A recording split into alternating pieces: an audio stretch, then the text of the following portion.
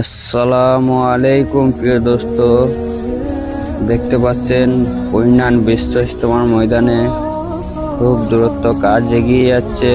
মাশাআল্লাহ, দেখতে পাচ্ছেন কতগুলো বাস সব নিয়ে যাচ্ছে। ওইদিকে সব বাসগুলো গাড্ডা খুঁজে পোতা হয়েছে ক্যান্টিন হয়ে বলে।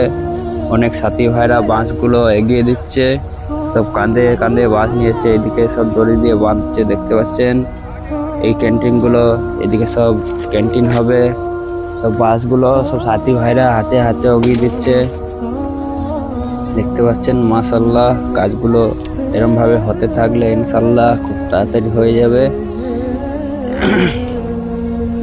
এইদিকে পেছনে দেখেন, যেদিকেই দেখবেন এদিকে সব বাসগুলো এগিয়ে দিচ্ছে। সব বাচ্চা বড়রা বাচ্চারা সব মিলে এসছে খেদমত করার জন্য দোস্ত। তা আমরাও আসার চেষ্টা করি, আল্লাহর রাস্তায় কাজ করি দোস্ত। আল্লাহকে খুশি করার জন্য আসি, এই কাজ করে যায়। এই কাজে প্রচুর পরিমাণে সওয়াব আছে। আমরা যে যেরকম কাজ পারি দোস্ত আমরা আসবো। একটা দড়িও যদি বাঁধতে পারি আমরা এসে এই কাজে হাকদার হব দোস্ত। দেখতে পাচ্ছেন ওইদিকে ওইগুলো ফাঁকা আছে, ওইদিকে বাকি আছে, এদিকে সমস্ত কাজ হয়ে গেছে মাশাআল্লাহ।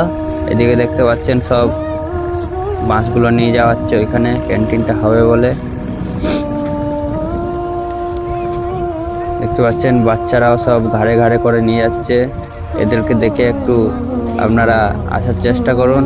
এরা যদি আসতে পারে, বাচ্চা বাচ্চা সব আল্লাহর রাস্তায় কাজ করতে পারে, তো আমরা কেন আসতে পারবো না? বাড়িতে বসে থেকে আমরা কোনো লাভ হবে না দোস্ত। আসি আমরা নেকি কামাই, আল্লাহর রাস্তায় সওয়াব কামাই, এসব কাজে আসার চেষ্টা করি। হাতে হাত দিয়ে কাজ করে যায় দোস্ত।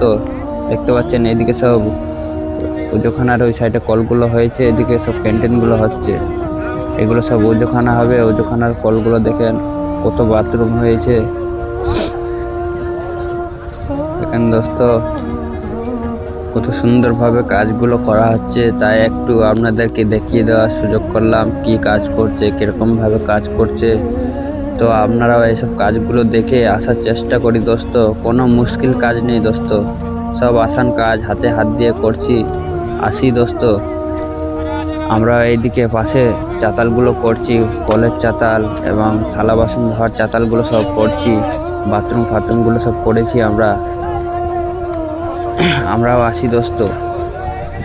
এই ভিডিওটা বেশি বেশি করে শেয়ার করে সব মুসলমান ভাইদের কাছে পৌঁছে দিন দোস্ত।